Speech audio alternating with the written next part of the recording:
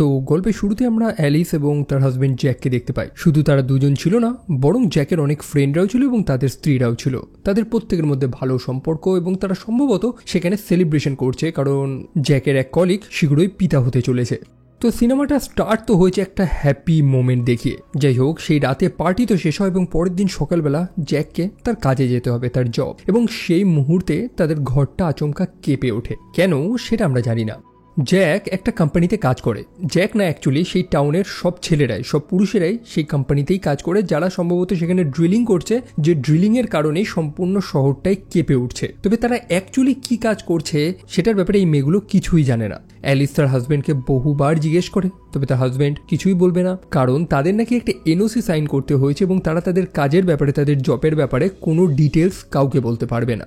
By the way, Alice তার হাজবেন্ডকে কাজে যেতে দিতে চাইছে না। দেখে তো মনে হচ্ছে সে তার হাজবেন্ডকে খুবই ভালোবাসে এবং সে আরো বেশি সময় তার হাজবেন্ডের সাথেই কাটাতে চায়, তবে তার স্বামীকে তো কাজে যেতেই হবে। আর কি, সকালবেলা সেই টাউনের, বলতে গেলে সেই নেবারহুডের প্রত্যেকটা ছেলে, প্রত্যেকটা পুরুষ তাদের নিজস্ব গাড়ি নিয়ে কাজের উদ্দেশ্যে বেরিয়ে পড়ে এবং তাদের স্ত্রীরা বাইরে বেরোয় এবং তাদেরকে বিদায় জানায়। প্রত্যেকটা ছেলে একটা বড় পাহাড়ের দিকে চলেছে, যেখানে নাকি সেই কোম্পানির একটা হেডকোয়ার্টার রয়েছে, যে কোম্পানিতে এই মানুষগুলো কাজ করে। সেখানে একটা প্রজেক্টের উপরে কাজ করা হচ্ছে, যেটাকে ভিক্টরি প্রজেক্ট বলা হয়। বাট এটা একটা থ্রিলার মিস্ট্রি সিনেমা এবং এই ধাঁচের সিনেমার শুরুটায় যদি খুবই হ্যাপি সিন দেখায়, যে সবাই খুবই আনন্দ করছে, তাহলে বুঝে নিতে হবে যে খুব অদ্ভুত একটা কিছু ঘটতে চলেছে বা কিছু একটা সমস্যা তো রয়েছে এখানে। ওয়েল, কথা বলছি আমি ডোন্ট ওয়ারি ডার্লিং নামক সিনেমাটাকে নিয়ে, যেটাতে অভিনয় রয়েছেন হ্যারি স্টাইল, যার গান আপনারা অনেকেই শুনেছেন, এবং আছেন অভিনেত্রী ফ্লোরেন্স পার্ক, যিনি মোটামুটি এরকম থ্রিলার মিস্ট্রি হরর সিনেমাগুলো বেশ ভালোই করে। তার উদাহরণ আমরা মিডসমার সিনেমাটাতে পেয়েছিলাম। যাই হোক, সেই আলোচনা নয় পরে হবে, তবে আপাতত সিনেমার আলোচনায় আসি। হে গাইজ, আমি Arnab, welcome to my channel. আর এই ভিডিওতে আমি ডোন্ট ওয়ারি ডার্লিং সিনেমাটাকে সম্পূর্ণ এক্সপ্লেন করব।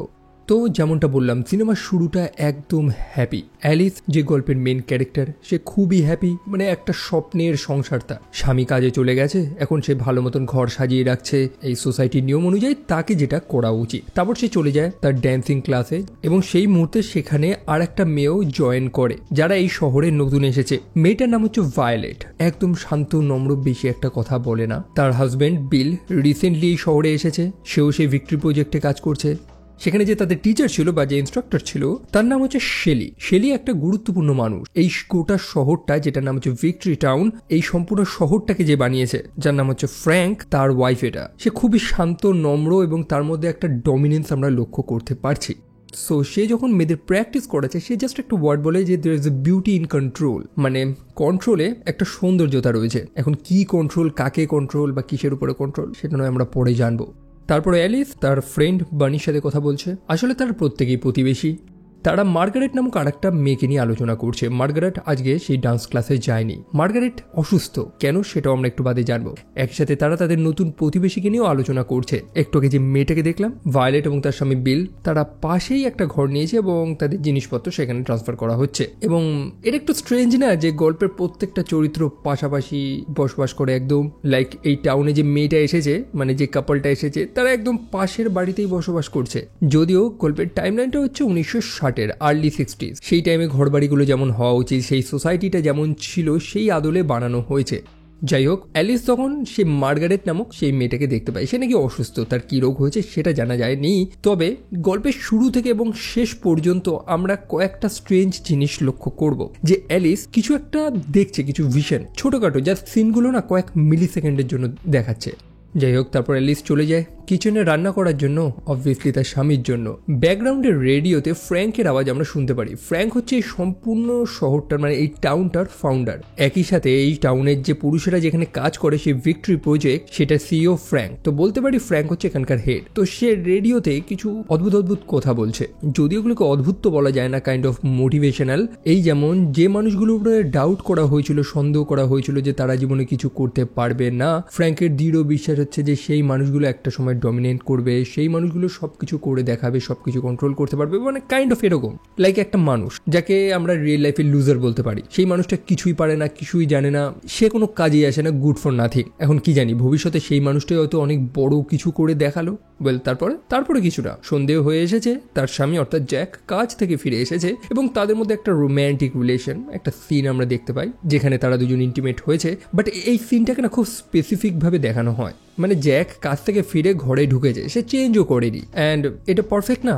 আই মিন একটা হেলদি রিলেশনশিপ কেমন হওয়া উচিত, যে একটা স্বামী স্ত্রীর একটা ডিপ রিলেশন থাকবে। জ্যাক সকালবেলা কাজে যাবে, তার স্ত্রী তার জন্য রান্না বান্না করবে, ঘর সাজাবে, ফিরে আসবে, তাদের মধ্যে ভালোবাসা হবে, মানে A to Z perfect. But real লাইফে না এরকম পারফেকশন খুবই কম দেখা যায়, তাই না? সময় তো কাটছে, তবে অ্যালিস অদ্ভুত কিছু ভিশন দেখে যাচ্ছে। যেমনটা বললাম, সে কিছু অদ্ভুত জিনিস দেখছে, জাস্ট কয়েক মিলি সেকেন্ডের জন্য সেগুলো দেখাচ্ছে।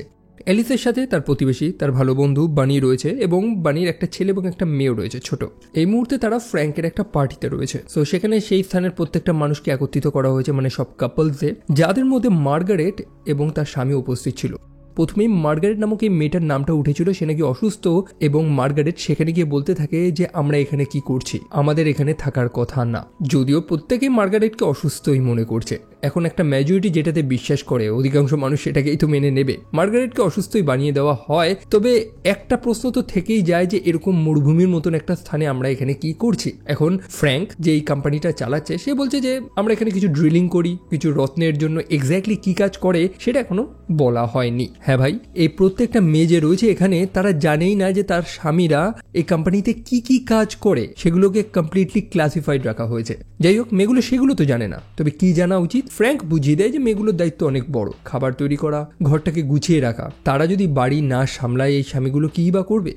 মার্গারেটকে আমরা আবারও দেখতে পাই, তার স্বামী তাকে ওষুধ দেওয়ার চেষ্টা করে, তবে মার্গারেট ওষুধ খাবে না। তার মতে তাকে বা এখানে উপস্থিত সবকটা মেয়েকে নাকি এখানে আটকে রাখা হয়েছে। বাট দেখে তো এরকম কিছু মনে হচ্ছে না। তবে অ্যালিসের অদ্ভুত কিছু ভিশন জাস্ট কয়েক মিলি সেকেন্ডের জন্য দেখাচ্ছে।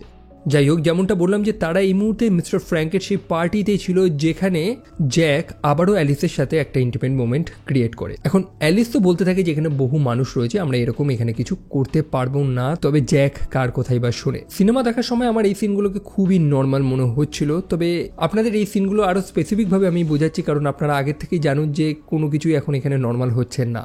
সেখানে অ্যালিস, পেগ এবং বার্নি তারা বসে আলোচনা করছিল সে মার্গারেট নামক মেয়েটাকে নিয়ে, যে তার অ্যাকচুয়ালি কি হয়েছে। দেখুন, একটা অ্যাক্সিডেন্ট, একটা দুর্ঘটনা তো হয়েছে। তাদের একটা ছেলে ছিল মার্গারেটের, এবং তাদেরকে বারণও করা হয়েছিল এই শহর ছেড়ে বাইরে না বেরোতে। তা সত্ত্বেও মার্গারেট তার ছেলেকে নিয়ে চলে যায় এই স্থান ত্যাগ করে সেই মরুভূমিতে। মার্গারেট নাকি কিছু একটা দেখেছিল, তার ছেলের কাছে একটা ছোট খেলনা প্লেন ছিল। পরে মার্গারেট সেই ছোট খেলনা প্লেনটা তো পায়, তবে সেই মরুভূমিতে তার নিজের ছেলেকে পায় না। কোনোভাবে সে তার নিজের ছেলেকে হারায়। মার্গারেট সেখান থেকে ফিরে তো আসে এবং তারপর থেকে তার আচরণটা চেঞ্জ হয়ে যায়। সে মনে করে যে তাদেরকে এখানে আটকে রাখা হয়েছে, এবং অনেকে আবার মনে করে যে তার ছেলে হারিয়ে যাওয়ার পর তার হয়তো মাথাটাই গেছে খারাপ হয়ে। এখন দোষটা কার? অবভিয়াসলি সবাই মার্গারেটকে দোষী বানাচ্ছে, যে তাকে কে বলেছিল তার ছেলেকে নিয়ে সে মরুভূমিতে যেতে। তাদের সবাইকেই তো এই টাউনেই থাকতে বলা হয়েছে। এখন বহু মেয়ের মাথায় বহু প্রশ্ন আসছে। অ্যালিস তো মার্গারেটকে ডিফেন্ড করছে যে সে হয়তো কিছু একটা দেখেছিল। অন্যদিকে পেগ বলতে থাকে যে এই স্থানে তাদের স্বামীরা কি কাজ করছে। তবে বানি, যাকে প্রথম থেকে রিল্যাক্সড মনে হচ্ছে, যেন সে সবকিছু অ্যাকসেপ্ট করে নিচ্ছে, এবং সে পেককে চুপ করে দেয় যে এইসব ব্যাপারে এখানে সে আলোচনা করবে না, মানে যেটা হচ্ছে সেটা ঠিকই হচ্ছে, দ্যাটস অল। তার মতে তাদের প্রত্যেকের স্বামীরা এখানে এসেছে দুনিয়াটাকে চেঞ্জ করার জন্য, কিছু বড় কাজ করার জন্য। কি বড় কাজ সেটা তারা নিজেরাও জানে না, বাট তাদের দায়িত্ব হচ্ছে তাদের স্বামীদের সাপোর্ট করা, দ্যাটস অল। যাই হোক, প্রতিদিনের মতন রাতে একটা দুঃস্বপ্ন দেখে সকালবেলা অ্যালিসের ঘুম ভাঙে। হ্যাঁ ভাই, দুঃস্বপ্ন দেখা তার একটা অভ্যাস হয়ে গেছে। সকালবেলা তার যেমনটা কাজ, ঘরটা সাজিয়ে সে বাইরে বেরিয়েছে একটু ঘোরার জন্য। সে অ্যাকচুয়ালি ঘরে থাকতে পারছে না একভাবে। সে সেই টাউনের বাসে চেপে এদিক ওদিক ঘুরছে।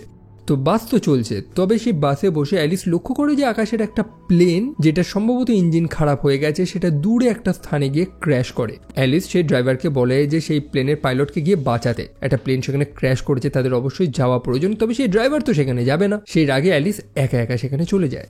মোটামুটি অনেকটা রাস্তা ক্রস করার পর সে একটা পাহাড়ে চড়ে, যে পাহাড়ের উপরে একটা ছোট স্ট্রাকচার মতন ছিল। সেটা নাকি এই ভিক্টরি প্রজেক্টের হেডকোয়ার্টার, তবে কোনো অফিস তো সেটাকে দেখে মনে হচ্ছে না, কোনো মানুষও সেখানে নেই, চারিদিকে নির্জন পাহাড়, মরুভূমি, মানে কোন মানুষটাই বা এখানে কাজ করবে বা থাকবে। সেই স্ট্রাকচারটার মধ্যে জাস্ট একটা আয়না রয়েছে এবং সেই আয়নাটা স্পর্শ করার পরই সব স্ক্রিন সবকিছু ভিন্ন হয়ে যায়। অ্যালিস জাস্ট কিছু শব্দ শুনতে পায় এবং র্যান্ডমলি কিছু ভিশন দেখতে পায়। সে যে মানুষটার আওয়াজ শুনতে পাচ্ছে সেটা ফ্র্যাঙ্ক ছাড়া আর কেউ না, যে রেডিওতেও বসে নানান ধরনের মোটিভেশনাল জ্ঞান দিয়ে যাচ্ছে এবং সেখানেও ফ্র্যাঙ্ক কিছু অদ্ভুত কথা বলে যাচ্ছে। ফ্র্যাঙ্কের কথা শুনে তো মনে হচ্ছে যে সে এক টাইপের সোসাইটি, একটা দুনিয়া বানানোর চেষ্টা করছে যেখানে একটা নির্দিষ্ট অর্ডারে নিয়মে কাজ হবে। জাস্ট তাকে আরো গভীরে যেতে হবে। এখন তাকে বলতে অ্যালিস নাকি তার হাজবেন্ড বা কোন মানুষকে সেটা এখনো বোঝায়নি। তবে এতক্ষণ ধরে ফ্র্যাঙ্কের যত কথা শুনেছি সব কথা শুনে একটা জিনিস তো স্পষ্ট, যে সে কিছু বড় পরিবর্তন আনতে চলেছে এবং তার এই পরিবর্তনে বহু মানুষ তাকে সাপোর্ট করে যাচ্ছে। যাই হোক, সেই পরিবর্তন নিয়ে তো গল্পের শেষে আলোচনা করব। তবে কিছু সময় পরে অ্যালিসের আবার হুঁশ আসে এবং অ্যালিস নিজেকে বিছানায় পায়, মানে নিজের ঘরেই। সে ঘুমাচ্ছিল, ঘুম থেকে উঠে দেখে যে তার হাজবেন্ড জ্যাক কাজ থেকে ফিরে এসেছে এবং সেই ঘরের সব কাজবাজ করছে, রান্না টান্না করছে। অ্যালিস নাকি ঘুমিয়ে পড়েছিল, সেই কারণে সে আর অ্যালিসকে ডিস্টার্ব করেনি, ঘরের কাজগুলো জ্যাক নিজেই করে নিয়েছে। তবে একটু আগে যে অ্যালিস একটা অদ্ভুত স্থানে গেল, আকাশে যে একটা প্লেন ক্র্যাশ হতে দেখলো, এগুলো কি হলো? হয়তো সবকিছু অ্যালিসের দুঃস্বপ্ন, এমনটাই তো জ্যাক তাকে বলছে। সত্যি যদি কোনো প্লেন ক্র্যাশ হতো তাহলে তো জ্যাক জানতো, তবে এত কিছু কি সত্যি মিথ্যে হতে পারে কে জানে। জ্যাক তখন অ্যালিসকে একটা প্রশ্ন করে যে সে কি সত্যি জ্যাককে ভালোবাসে, আর তখন আবারও অ্যালিস কয়েক মিলি সেকেন্ডের জন্য একটা ভিশন দেখতে পায় যেখানে অ্যালিস বলছে যে সব থেকে বেশি। অর্থাৎ জ্যাক যে তাকে প্রশ্ন করলো না যে সে তাকে সত্যি ভালোবাসে নাকি, সেখানে অ্যালিস উত্তর দিয়েছে যে হ্যাঁ, তাকে সে সব থেকে বেশি ভালোবাসে, কিন্তু তার ভিশনে শুধু দুটো মানুষের ঠোঁট দেখা যায়। আর একটু খতিয়ে দেখলে বোঝাই যায় যে সেই ছেলেটা হচ্ছে জ্যাক এবং মেয়েটা হচ্ছে অ্যালিস। তবে তারা বর্তমান যে স্টেটে রয়েছে সেরকম লাগছিল না তাদের। অ্যালিস তারপর নর্মালি নিজের কাজগুলো করছে, তবে তার মনে যে সন্দেহটা শুরু হয়েছে না, যে ডাউটটা ক্রিয়েট হয়েছে, সেটার থেকে সে পিছু হাঁটতে পারছে না। এখন তো সে ঘন ঘন ভিশন দেখছে, অদ্ভুত অদ্ভুত জিনিস হচ্ছে তার চারপাশে, যেন তার চারপাশের দুনিয়াটা একদম শ্রিঙ্ক হয়ে যাচ্ছে বা চ্যাপ্টা হয়ে যাচ্ছে। কোনোভাবে হয়তো তার মাথাটাই খারাপ হয়ে যাচ্ছে। সেই মুহূর্তে মার্গারেট তাকে ফোন করে, সেই মেয়েটা যার নাকি মাথা খারাপ হয়ে গেছিল। গল্পের শুরু থেকে যে মেয়েটার গল্প আমরা শুনে আসছি, মার্গারেট তাকে প্রশ্ন করে যে তুমিও কি সেটা দেখেছো যেটা আমি দেখেছিলাম? তারা নাকি এখানে বেশিক্ষণ আর থাকতে পারবে না, তাদের এখান থেকে বেরোতে হবে। মার্গারেট এমনটাই কিছু কথা বলে। অবভিয়াসলি অ্যালিস অদ্ভুত তো কিছু দেখেছিল, সে যেগুলো দেখেছিল সেই কথায় কেউ বিশ্বাস করছে না। তবে মার্গারেটের এই কথাগুলো তার আরো মাথাটা খারাপ করে দেয়। ড্যান্স ক্লাসেও সে অদ্ভুত কিছু ভিশন দেখতে পায়। সে দেখতে পায় মার্গারেট নিজের মাথা ঠুকছে। এখন এই ভিশনগুলোর তো কোনো মানে তো রয়েছে। অ্যালিস তৎক্ষণাৎ চলে যায় মার্গারেটের সাথে সাক্ষাৎ করার জন্য এবং সে দেখতে পায় মার্গারেট বাড়ির ছাদে দাঁড়িয়ে রয়েছে, জাস্ট আত্মহত্যা করবে বলে। মার্গারেট নিজের গলাটা কেটে উপর থেকে নিচে ঝাঁপ মারে। অ্যালিস দৌড়ায় মার্গারেটকে বাঁচানোর জন্য। তখনই লাল পোশাক পরা কিছু মানুষ এসে অ্যালিসকে সেখান থেকে তুলে নিয়ে চলে যায়। আর এই মানুষগুলো তো সেই মানুষগুলোই না যারা বিল এবং ভায়োলেটের ঘরের আসবাবপত্রগুলো ট্রান্সফার করছিল। যাই হোক, অ্যালিসের কথা কেউ বিশ্বাস করছে না, তার স্বামীও না। হ্যাঁ, মার্গারেটের একটা অ্যাক্সিডেন্ট হয়েছে, সে তার নিজের ঘরের জানলা পরিষ্কার করতে গিয়ে স্লিপ কেটে নাকি পড়ে গেছে। তবে অ্যালিস বিশ্বাস করবে না, কারণ সে তো স্পষ্ট দেখেছে যে মার্গারেট নিজের গলা কেটে উপর থেকে ঝাঁপ মেরেছে। অ্যালিস তখন জ্যাককে জিজ্ঞেস করে যে তাদের এই ভিক্টরি প্রজেক্ট কি, সেটা জ্যাক সেখানে কি কাজ করে। জ্যাক তো জানে যে সে টেকনিক্যাল ইঞ্জিনিয়ার, তবে সেখানে কাজটা কি হয় জ্যাক জানে যে সে বলতে পারবে না, এবং সে যদি এগুলো নিয়ে ডিসকাস করে তাহলে তাদের জীবনটাও নাকি চলে যেতে পারে। এতটাই নাকি ভয়ঙ্কর ব্যাপার। রাতের বেলা টিভিতে সেই ভিক্টরি প্রজেক্ট নিয়েই আলোচনা হচ্ছে, মানে টিভিতেও একই জিনিস নিয়ে ডিসকাশন করা হচ্ছে যে এই যে ভিক্টরি টাউন এবং এই প্রজেক্ট, এটার মতন সেরা গোটা দুনিয়াতে নেই। মানে এখানে যারা থাকবে তারা তাদের জীবনে সব থেকে বেস্ট লাইফ লিড করবে। তবে অ্যালিস আর এগুলোকে গিলতে পারছে না, কিছু তো একটা চক্কর রয়েছে। তার মানসিক স্থিতিও ধীরে ধীরে পরিবর্তন হচ্ছে, যার প্রভাব তার কাজেও আমরা লক্ষ্য করতে পারছি। অবশেষে সেই টাউনের এক ডাক্তারকে ডাকানো হয়, ডক্টর কলিং। মজার ব্যাপার হচ্ছে গোটা টাউনে হয়তো এই একটাই ডাক্তার রয়েছে। যাই হোক, সেও একই কথাই বলে যে অ্যালিস হয়তো ভুলভাল কিছু দেখেছে, এমন কিছুই ঘটেনি। মার্গারেট একদম সুস্থই আছে, তার জাস্ট মানসিক সমস্যা। সে ফিজিক্যালি ফিট বাট মেন্টালি ইল রয়েছে। এবং মার্গারেটের এই অসুস্থতার কারণে তার যে হাজবেন্ড টেড, সেও তার আর কাজ করতে পারছে না। সেই কারণে সেই ভিক্টরি প্রজেক্ট থেকে তাকে সরিয়ে দেওয়া হয়েছে। মানে বেসিক্যালি এটা একটা হুমকি যে অ্যালিস বেশি বাড়াবাড়ি করলে তার হাজবেন্ডের কাজ চলে যাবে, এই সুন্দর লাইফ তাদের আর থাকবে না। যাই হোক, এই ডাক্তার কিন্তু সেই মার্গারেটের চিকিৎসা করেছিল এবং তার সেই সুটকেসে মার্গারেটের ফাইলটা ছিল যেখানে পাশে সিকিউরিটি রিস্ক লেখা ছিল, এখন একজন মানসিক রোগীর একটা ফাইলের পাশে সিকিউরিটি রিস্ক কেন থাকবে, এটা নিয়ে তার মনে ডাউট তৈরি হয় এবং অ্যালিস কোনোভাবে সেই ফাইলগুলো চুরি করে। তবে মজার ব্যাপার হচ্ছে সেই ফাইলের প্রত্যেকটা গুরুত্বপূর্ণ তথ্যগুলো ব্ল্যাক মার্কার দিয়ে একদম ঘষে মেজে এক করা হয়েছে, যাতে কোনো লেখাও কেউ না পড়তে পারে। যাই হোক, তারপরে তাদের একটা স্পেশাল মোমেন্ট, সেই ভিক্টরি প্রজেক্টের সিইও ফ্র্যাঙ্ক কিছু অ্যানাউন্সমেন্ট করবে, তার একটা পার্টি রয়েছে। তো প্রত্যেকটা মানুষ সেই পার্টিতে গেছে। জ্যাক অ্যালিসের জন্য নতুন ড্রেসও এনেছে, যেটা পরে তারা এই পার্টিতে যাবে। তবে অ্যালিসের মনটা তো অন্যদিকে।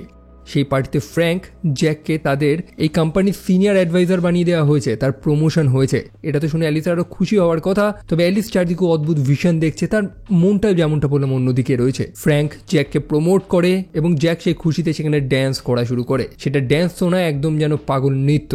জ্যাকের যেন হুঁশই নেই যে তার স্ত্রী বারবার তাকে বলছে যে সেই সেখান থেকে চলে যেতে চাইছে, সে সেখানে কমফোর্টেবল ফিল করছে না। সেই কারণে অ্যালিস চলে যায় ওয়াশরুমে, সে একটু শান্তিতে শ্বাস প্রশ্বাস নিতে চায় এবং সেখানে বানি চলে আসে, তার বন্ধু, তার প্রতিবেশী। অ্যালিস বানিকে সব কথাই বলে, তার মনের ডাউটস গুলো, যে মার্গারেট যে কথাগুলো বলেছে সেগুলো কতটা সত্য, সে ভিক্টরি প্রজেক্টের হেডকোয়ার্টারে চলে গেছিল সেই মরুভূমিতে, সব কথাই বলেছে সে। এবং বানি এই কথাগুলো শুনে তাকে মিথ্যুক কিন্তু বলে না, এগুলো কিন্তু বলে না যে সে এগুলো স্বপ্ন দেখছে বা এগুলো তার মনের ভুল, বরং তাকে একটা কথাই বলে যে চুপ থাকতে।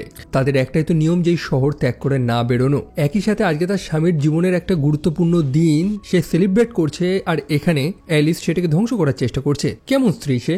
এত কথার মধ্যে বানি কিন্তু একবারও বলেনি যে অ্যালিস যে কথাগুলো বলছে সেগুলো মিথ্যে বা সেগুলো তার মনের ভুল। অন্যদিকে জ্যাক তো সেলিব্রেট করছে ফ্র্যাঙ্কের কিছু উস্কানো কথা, যে এই সোসাইটি তাদেরকে পিছিয়ে দিতে পারবে না, মানুষদের নতুন নিয়ম, মানুষদের অদ্ভুত নিয়ম, সেগুলোকে তারা মানে না। এই দুনিয়াটা তাদের এবং তাদের নিজেদের মতন করে তারা রাজ করবে। এবং আমরা স্টিল কনফিউজ যে ফ্র্যাঙ্ক এমন কোন দুনিয়া বানানোর চেষ্টা করছে। তো জ্যাকের এখন একটা সেলিব্রেশন পার্টি হবে তার বাড়িতে, বহু গেস্ট এসেছে, প্রমোশন হয়েছে তার, তাই না? এবং এই খুশিতে ইনভাইট করা হয়েছে ফ্র্যাঙ্ক এবং তার স্ত্রীকে। ফ্র্যাঙ্ক সেখানে চুপচাপ অ্যালিসের সাথে সাক্ষাৎ করে এবং ফ্র্যাঙ্ক জানে যে অ্যালিসের মনে একটা ডাউট রয়েছে, আর সেগুলো নিয়েই সে অ্যালিসকে সরাসরি চ্যালেঞ্জ করে বসে যে তুমি যেগুলো দেখেছো সেগুলো অবভিয়াসলি সত্যি, কিন্তু প্রমাণ করবে কি করে? ওয়েল, রাতের বেলায় সেই ডিনার টেবিলে বসে সে কিছু কথা বলে। দেখুন, এখানে একটা প্যাটার্ন তো রয়েছে, সেখানে উপস্থিত প্রত্যেকটা কাপেল একইভাবে মিট করেছে। তারা অধিকাংশ মানুষ ঠিক শহরের একই স্থানে থাকতো। একটা ট্রেনে তাদের সাক্ষাৎ হয়েছে, যেখানে মেয়েটা তার ট্রেনের টিকিটটা ফেলে দেয় এবং ছেলেটা সেই টিকিটটা তাকে তুলে দেয়, ঠিক যেমন রোম্যান্টিক সিনেমাতে হয়ে থাকে।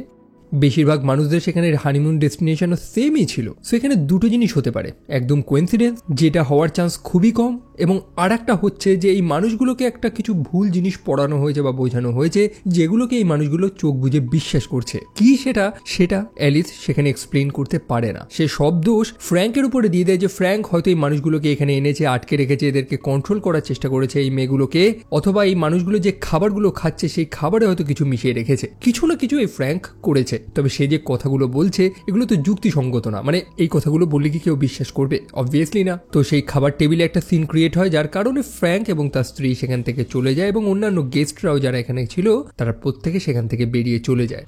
জ্যাক বলতে থাকে যে অ্যালিস এটা কেন করলো, জ্যাকের এই সাফল্য কি তার ভালো লাগেনি? তবে অ্যালিস জানে যে না, সে এটা কখনোই করবে না। সে জ্যাককে ভালোবাসে এবং সব সিচুয়েশনে সে জ্যাককে সাপোর্ট তো করে, তবে এখানে কিছু না কিছু তো গড়বড়ি হচ্ছে এবং সেই স্থানটা ত্যাগ করে বেরোতে চায়। জ্যাক রাজি হয়ে যায় যে ঠিক আছে, আজ রাতেই তারা গাড়ি চড়ে এখান থেকে বেরোবে। তবে জ্যাকের মাথায় অন্য প্ল্যান ছিল। রাতের বেলা যখন অ্যালিস রেডি হয় তখন আচমকা সেই লাল পোশাক পরা সেই মানুষগুলো চলে আসে, যারা অ্যালিসকে সেই গাড়ি থেকে তুলে নিয়ে চলে যায়। এই মানুষগুলোকে তো আমরা আগেও দেখেছি, যারা অ্যালিসকে আটকে ছিল সেই মার্গারেটের কাছে যাওয়া থেকে। আর কি, অ্যালিসের তারপরে চিকিৎসা হয়, তার মাথায় ইলেকট্রিক শক দেওয়া হয় এবং তখন অ্যালিস কিছু ভিশন দেখতে থাকে। গোটা গল্প জুড়েই তো সেরকম কিছু দেখছে। তবে এবার ভিশনে আমরা দেখতে পাই যে অ্যালিস এবং জ্যাক তারা রয়েছে। জ্যাকের মুখে হালকা দাড়ি রয়েছে, তার মুখটা অতটা স্মুথ না যেমনটা এখানে দেখাচ্ছিল, এবং জ্যাক খুবই ডিপ্রেস। সম্ভবত তার কোনো জব নেই, তার কোনো কাজ নেই এবং সে চিন্তায় রয়েছে যে সে অ্যালিসের দেখাশোনা কিভাবে করবে। তবে অ্যালিসের মনে দৃঢ় বিশ্বাস যে জ্যাক কোনো না কোনো আর একটা সেকেন্ড চাকরি পেয়ে যাবে, তার জ্যাকের উপরে ভরসাটা রয়েছে। ওয়েল, আমরা অ্যালিসকে দেখতে পাই সে একটা সার্জন, নিজের কাজ করে বেরোচ্ছে অপারেশন থিয়েটার থেকে এবং বাড়িতে গিয়ে পৌঁছায়। বাড়িতে রয়েছে জ্যাক, যে বসে ফ্র্যাঙ্কের কিছু পডকাস্ট শুনছিল। সেই ফ্র্যাঙ্ক যাকে এতক্ষণ আমরা দেখছি। তবে এই দুনিয়াটা কিন্তু সেই দুনিয়াটা না, এটা হচ্ছে আসল দুনিয়া, যে রিয়েল ওয়ার্ল্ড যেখানে আমরা বসবাস করছি। এতক্ষণ গল্পে যে টাইমলাইনটা আমরা দেখেছিলাম সেটা হচ্ছে 1960s, সেই পুরাতন আমলের টাইমলাইন।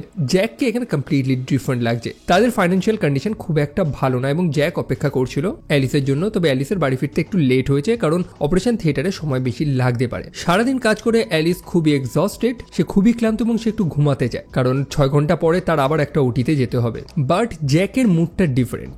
জ্যাক অ্যালিসের থেকে ডিফারেন্ট কিছু চায় এই মুহূর্তে, তবে অ্যালিস এতটা ক্লান্ত যে সে জ্যাককে সেগুলো দিতে পারছে না। সো এখানে জ্যাকের মনে একটা কনফ্লিক্ট তৈরি হয়। প্রথমত সে যেটা চাইছে সেটা পাচ্ছে না, অন্যদিকে সেই ফ্র্যাঙ্কের পডকাস্ট, যে পডকাস্টে জাস্ট বিষাক্ত কিছু কথা রয়েছে, এই লাইক আমাদের যেটা অধিকার এই সোসাইটি আমাদের থেকে সেগুলো সরিয়ে নিচ্ছে, আমাদের যে বায়োলজিক্যাল ক্ষমতা সেগুলো আমরা পাচ্ছি না। এখানে বেসিক্যালি পৌরাণিক সেই মেল ডোমিনেন্ট সোসাইটিটাকে বলা হয়েছে যে এই দুনিয়া আমাদের, আমরা এটাকে সেইভাবে শেপ করব, আমরা এটাকে এইভাবে চালাবো, মেয়েরা কেনই বা এটা করবে। জ্যাকের এখানে একটা মেল ইগোতে হার্ট হয়েছে। প্রথমত এই মুহূর্তে তার কাজটা নেই, তার ওয়াইফ কাজ করছে বা তার গার্লফ্রেন্ড। অ্যালিসকে একবারও কিন্তু নেগেটিভ ওয়েতে এখানে দেখানো হয়নি, সে খুবই সাপোর্টিভ প্রথম থেকেই তার প্রত্যেকটা সিনে দেখিয়েছে। তবে জ্যাক অ্যালিসকে যেভাবে চায় বা যেভাবে পেতে চায় সেটা সে পাচ্ছে না, যে কারণে সরাসরি তার মেল ইগোতে হার্ট হয়েছে। কোনোভাবে অ্যালিসকে কিছু সময়ের জন্য হয়তো সবকিছু ভুলিয়ে দেওয়া হয়েছে। তো অ্যালিস তো সবকিছু ভুলে গেছে, সবকিছু হ্যাপি, যেন সব আগের মতনই। জ্যাক যেমন ভাবে অ্যালিসকে চেয়েছিল তেমন ভাবেই সবকিছু চলছে। তবে জ্যাক একটা গান করছিল গুনগুন করে, এবং এই গানটা অ্যালিস শুনেছে, মানে এই গানটাই তার অ্যাকচুয়াল মেমোরি, তার আসল স্মৃতিটাকে কোনোভাবে ট্রিগার করে বসে। অ্যালিসের পুরনো কিছু কথা, মানে আসল দুনিয়ার কিছু কথা এবার মনে আসতে থাকে। কি হয়েছিল অ্যাকচুয়ালি, চলুন এবার গল্পটা শোনাই আপনাদের। এই যে একটু আগে দেখলাম যে জ্যাক মানে বেকার জ্যাক যে রয়েছে, সে ফ্র্যাঙ্কের সেই পডকাস্টগুলো দেখতো, যেখানে তারা এক টাইপের সোসাইটি বানানোর চেষ্টা করছিল। তাদের নির্দিষ্ট একটা কমিউনিটি রয়েছে এবং জ্যাক সেই কমিউনিটির অংশ হয়। এটা একটা গোপন সংস্থা, সব কাজ এখানে গোপনেই হয়। তারা গোপনে একটা সিমুলেশন বানায়, একটা কাল্পনিক জগৎ। এখন সিমুলেশন আপনাদের বোঝানোর হয়তো প্রয়োজন নেই, সিমুলেশন নিয়ে বহু সিনেমা রয়েছে, যার জলজান্ত উদাহরণ ম্যাট্রিক্স। বেসিক্যালি সিমুলেশন হচ্ছে একটা কাল্পনিক দুনিয়া যেখানে সবকিছু আমরা ফিল করতে পারি, তবে প্রত্যেকটা জিনিসই নকল। আমরা হয়তো কোনো একটা জায়গায় চোখ বুজে কোনো একটা চেম্বারের মধ্যে শুয়ে রয়েছি এবং এই প্রত্যেকটা জিনিস দেখছি, ফিল করছি। ঠিক যেমনই জ্যাক অ্যালিসকে তার ঘরে বেঁধে রেখেছিল এবং তাকে এই সিমুলেশনের মধ্যে আটকে রেখেছিল। অ্যালিসের চোখটা তো খোলা। এবার ব্যাপার হচ্ছে যে প্রতিদিন এই টাউনের সব ছেলেরা যে কাজে যেত না সেই পাহাড়টার দিকে, তারা অ্যাকচুয়ালি এই সিমুলেশন থেকে বেরোতো, বেরিয়ে তাদের স্ত্রীদের দেখাশোনাটা করতো, কারণ তারা তো সেই সিমুলেশনে আটকে রয়েছে, তাদের কিছু খাওয়াতে তো হবে, তাদের জীবিত তো রাখতে হবে। তো জ্যাক সেটাই করতো। সে অবভিয়াসলি আসল দুনিয়াতে অ্যালিসকে তো সেইভাবে পায়নি সে যেভাবে চেয়েছিল, তবে এই সিমুলেশনে সে অ্যালিসকে সেইভাবেই পাবে যেমনটা সে কল্পনা করে। গল্পের শুরু থেকেই ফ্র্যাঙ্কের চেয়ে সেই ভিক্টরি প্রজেক্টের কথা বলছিলাম, এটাই হচ্ছে সেই ভিক্টরি প্রজেক্ট, একটা সিমুলেশন ওয়ার্ল্ড যেখানে শুধু আপনারই রাজ চলবে। বাট অ্যালিস যে এইসব অদ্ভুত জিনিসগুলো দেখছিল এতক্ষণ ধরে, ওই একটা কথা আছে না, গ্লিচ ইন দ্য ম্যাট্রিক্স। এই যে সিমুলেশন, এটা কম্পিউটারের মাধ্যমেই তো বানানো হয়েছে, এটা একটা কম্পিউটার প্রোগ্রাম যেখানে গ্লিচ থাকাটা খুবই স্বাভাবিক। কোনো বাগ হয়তো রয়েছে যেগুলো অ্যালিসের নজরে পড়ে যায়। এছাড়াও অ্যালিস যেহেতু প্রথম থেকে সেই সন্দেহবাতিক, সেই কারণে তার নজরেই সবকিছু আসছিল। তবে প্রথমে যে প্লেন ক্র্যাশটা সে দেখেছিল, যেখান থেকে তার মনে আরো সন্দেহটা তৈরি হয়, এটার এক্স্যাক্ট অ্যান্সার আমরা এই গল্পে পাইনি। তবে বহু ফ্যান থিওরিজ রয়েছে যে যেহেতু এই সিমুলেশনে যখন তাদের ঢোকানো হয়, তাদের চোখটা কিন্তু খোলা রাখা হয়, একদম চোখ খোলা। তো সম্ভবত সে তার রিয়েল দুনিয়াতে কিছু একটা দেখেছে, জানলার পাশে কোনো প্লেন দেখেছে বা চোখের সামনে কোনো মাছি বা কিছু একটা দেখেছে, যেটা তার সে নকল দুনিয়াতে ট্রিগার্ড হয়। যদিও অনেকে এটাকে মেটাফর হিসেবেও তো মনে করে যে যেহেতু অ্যালিসের মনে প্রথম থেকেই সন্দেহ ছিল এবং তাকে এই স্থানে আটকে রাখাটা কোনোদিনই সম্ভব ছিল না, সেই কারণেই এরকমই এই স্থান থেকে বেরোনোর 101টা উপায় সে খুঁজে বার করে নিয়েছিল। যাই হোক, এখন তো সে ভিক্টরি টাউনেই রয়েছে, তবে তার সব কথা মনে এসে যাচ্ছে। জ্যাক তাকে সত্য কথাটা বলে এবং জ্যাকের কথা শুনে অ্যালিস বুঝতেই পেরে যায় যে এই স্থানে সব হাজবেন্ডরা তাদের ওয়াইফদের আটকে রেখেছে যাতে তাদের উপরে কন্ট্রোল করতে পারে। সেখানে একটা হিট মোমেন্ট তৈরি হয়। অ্যালিস তো কোনো মতেই থাকবে না, জ্যাক থেকে আটকানোর চেষ্টা করছে, আর তখন অ্যালিস একটা পাথরের গ্লাস ছিল সেটা নিয়ে জ্যাকের মাথায় আঘাত করে, যে আঘাতে জ্যাক মারা যায়। এখন জ্যাক তো মারা গেছে, যে খবরটা ফ্র্যাঙ্ক সরাসরি জেনে গেছে। তবে ব্যাপার হচ্ছে যে এই সিমুলেশনে যে অ্যাকচুয়ালি মারা যাবে সে রিয়েল লাইফেও মারা যাবে, যে কথাটা বানি অ্যালিসকে জানায়। বানির উপর সন্দেহ তো প্রথম থেকেই ছিল। সে অ্যাকচুয়ালি জানতো যে তার একটা সিমুলেশনে রয়েছে এবং সে নিজে যেচে এখানে এসেছে। আসলে রিয়েল লাইফে সে তার বাচ্চাদের হারিয়েছে, তার কোনো সন্তান নেই, তবে এই সিমুলেশনে তার দুটো বাচ্চা রয়েছে। সে হ্যাপি, সে সেই লাইফটা লিড করতে পেরেছে যেটা সে রিয়ালিটিতে পারেনি। যাই হোক, সে অ্যালিসকে হেল্প করে, সে অ্যালিসকে বলে এখান থেকে যেভাবেই হোক পালাতে, কারণ ফ্র্যাঙ্কের লোকেরা এখন আবার আসবে অ্যালিসকে ধরার জন্য। অ্যালিস যদি কোনো মতে সেই ভিক্টরি হেডকোয়ার্টারে প্রবেশ করতে পারে তাহলে সে এই সিমুলেশন থেকে বেরোতে পারবে, যেমনটা সে প্রথমেও বেরিয়েছিল। তাকে এখন সেখানে যেতে হবে। অ্যালিসকে ধরার জন্য সেই লাল পোশাক পরা সেই লোকগুলো আবার চলে আসে সেখানে। এই লাল পোশাক পরা এই লোকগুলো হচ্ছে বেসিক্যালি সিকিউরিটি, যারা এই সিমুলেশনের মধ্যে এই কাল্পনিক দুনিয়াটা দেখাশোনা করে যে কেউ কোনো রুলস ব্রেক করছে নাকি। অন্যদিকে অ্যালিসের কারণে সেখানে উপস্থিত মানে সেই নেবারহুডে থাকা অন্যান্য মহিলারা, অন্যান্য ওয়াইফসরা, তারাও বুঝতে পেরে যাচ্ছে যে কিছু না কিছুতে একটা ঝোল হচ্ছে। তারাও রিয়েলাইজ করে যে তারা সেখানে ট্র্যাপড ছিল, আটকা পড়া ছিল। সো অ্যালিস তো সেই গাড়ি নিয়ে পালাচ্ছে। অন্যদিকে সেই সিকিউরিটি, ডক্টর কলিন্স, তারা সবাই অ্যালিসকে ধরতে ব্যর্থ হয়। ফ্র্যাঙ্ক খবর পেয়ে যায় যে তার সিকিউরিটিরা ব্যর্থ হচ্ছে, এমনকি সেই কলিন যে অ্যাকচুয়ালি এই ভিক্টরি প্রজেক্টের এক বড় দায়িত্বে ছিল এই সিমুলেশনের এই দুনিয়ার, সেও মারা গেছে। এখন অ্যালিসকে কে আটকাবে সে যদি সেই সিমুলেশন থেকে বেরিয়ে যায়? আর তখনই ফ্র্যাঙ্কের স্ত্রী অর্থাৎ শেলি সে আচমকা ফ্র্যাঙ্ককে ছুরি দিয়ে আঘাত করে হত্যা করে দেয়, বুকে ছুরি মেরে। শেলি চরিত্রটার উপরে প্রথম থেকেই আমার সন্দেহ ছিল। সে প্রথম থেকে অন্যান্য যে ফিমেল মেম্বাররা ছিল বা অন্যান্য যে স্ত্রীরা ছিল, ওয়াইফরা ছিল, তাদের উপর যেভাবে ডমিনেন্স বজায় রাখছে, তার কথা বলার স্টাইল, প্রত্যেকটা জিনিস দেখে মনে হচ্ছিল যে সে অনেক কিছু জানে। এবং ফ্র্যাঙ্ককে হত্যা করে দেওয়ার পর সে জাস্ট একটাই কথা বলে যে it is my turn now, মানে এখন আমার পালা। সো আইদার সে এবং ফ্র্যাঙ্ক স্বামী স্ত্রী আদৌ না, তারা এখানে স্বামী স্ত্রী নাটক করে রয়েছে, তারা জাস্ট পার্টনার, যেখানে ফ্র্যাঙ্ক ব্যর্থ হয়েছে প্রজেক্টটাকে রক্ষা করতে। আই মিন সিরিয়াসলি, অ্যালিস যদি এই সিমুলেশন থেকে বেরিয়ে যায় তাহলে এই কমিউনিটি বা এই ভিক্টরি প্রজেক্টের ব্যাপারে গোটা দুনিয়া জেনে যাবে, এদের এই কালোবাজারি আর বেশি দিন চলবে না, সবাই অ্যারেস্ট হয়ে যাবে। তো আলটিমেটলি ফ্র্যাঙ্ক ব্যর্থ হয়েছে। সো হয়তো এবার শেলি ব্যাপারটা সামলাবে, অথবা শেলিও হয়তো এখানকার অন্যান্য স্ত্রীদের মতনই একটা ভিকটিম ছিল যে সঠিক সময়ের অপেক্ষায় ছিল, তার হাতে হয়তো কোনো রাস্তা ছিল না। তবে যেহেতু সে দেখছে যে একটা মেয়ে সেখান থেকে পালাতে সার্থক হয়েছে, তখনই সে ফ্র্যাঙ্ককে হত্যা করে দেয়, কারণ তার মনে ভয় নেই। সো একটা লম্বা চেসিং এর পর ফাইনালি অ্যালিস সেই হেডকোয়ার্টারে গিয়ে পৌঁছায়। শেষবারের মতন জ্যাকের স্মৃতি হোক তাকে আটকে রাখার চেষ্টা করে, বাট অ্যালিসকে এবার আর আটকানো সম্ভব হয় না। আই মিন রিয়েলি, গল্পের শুরু থেকে তার মনে একটা ডাউট রয়েছে। গল্পের শুরু থেকে সে ভিশন দেখে যাচ্ছে, সে গ্লিচটাকে ফিল করতে পারছে, সে জাস্ট সঠিক সুযোগের অপেক্ষায় ছিল এবং সে পেয়ে গেছে, সে প্রমাণ পেয়ে গেছে, এবং এই সুযোগ কি আর সে ছাড়বে? আর না, অ্যালিস ফাইনালি সেখান থেকে বেরিয়ে যায়। স্ক্রিন তারপর ব্ল্যাক হয়ে যায় এবং আমরা অ্যালিসের একটা লম্বা শ্বাস প্রশ্বাস নেওয়ার আওয়াজ শুনতে পাই। দ্যাট মিনস সে তার ঘুম থেকে উঠে পড়েছে। এই সিনটা কাইন্ড অফ সেই ম্যাট্রিক্সের মতন, যখন নিও ফাইনালি সেই সিমুলেশন থেকে বেরিয়ে আসল দুনিয়াতে প্রবেশ করবে এবং জানবে যে সব রোবটরা কন্ট্রোল করে নিয়েছে এবং তারা মানুষদের ভেতরে থাকা, শরীরে থাকা এনার্জিটাকে কাল্টিভেট করার জন্য মানুষদের ঘুম পাড়িয়ে রাখতো এবং তাদের একটা সিমুলেশনের দুনিয়াতে আটকে রাখতো, যাতে মানুষেরা কোনোদিনই ঘুম থেকে না উঠতে পারে। এই টাইপের স্টোরিগুলো আমার খুবই ভালো লাগে, যখন মানুষেরা কোনো সিমুলেশনের দুনিয়াতে আটকে থাকে এবং কোনো না কোনো একটা চরিত্রের মনে সন্দেহ থাকে যে তার চারপাশে যেগুলো হচ্ছে কিছু না কিছু তো একটা সমস্যা হচ্ছে। তবে এই সিনেমাতেও স্টোরিটা কাইন্ড অফ সেম, তবে একটু ডিফারেন্ট ওয়েতে অ্যাপ্রোচ করা হয়েছে, যেখানে ফ্র্যাঙ্ক বেআইনিভাবে একটা সংগঠন চালাচ্ছে, একটা সিমুলেশন।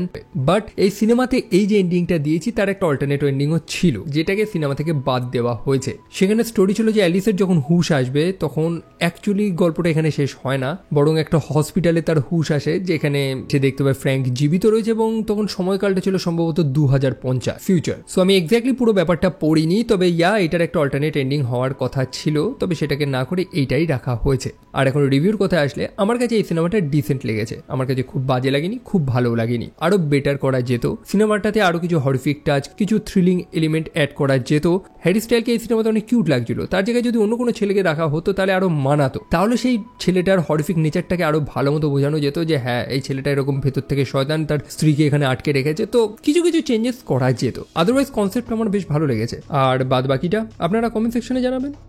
এই ছিল ভিডিও। আমার এক্সপ্লেনেশন ভালো লাগলে ভিডিওটা লাইক করতে এবং চ্যানেলটা সাবস্ক্রাইব করতে একদমই ভুলবেন না। অ্যান্ড আমার সোশ্যাল সাইটসগুলো এবং আমাকে ফেসবুকে ফলো করতে ভুলবেন না। আমার হোয়াটসঅ্যাপ চ্যানেলের লিঙ্কও সেখানে দেওয়া রয়েছে, এছাড়াও আমার ইনস্টাগ্রাম, যেখানে রেগুলার আমি কিছু না কিছু কন্টেন্ট আপলোড করি। তো দেখা হচ্ছে সেখানে। টিল দেন ভালো থাকবেন, সাবধানে থাকবেন, টেক কেয়ার অ্যান্ড বাই।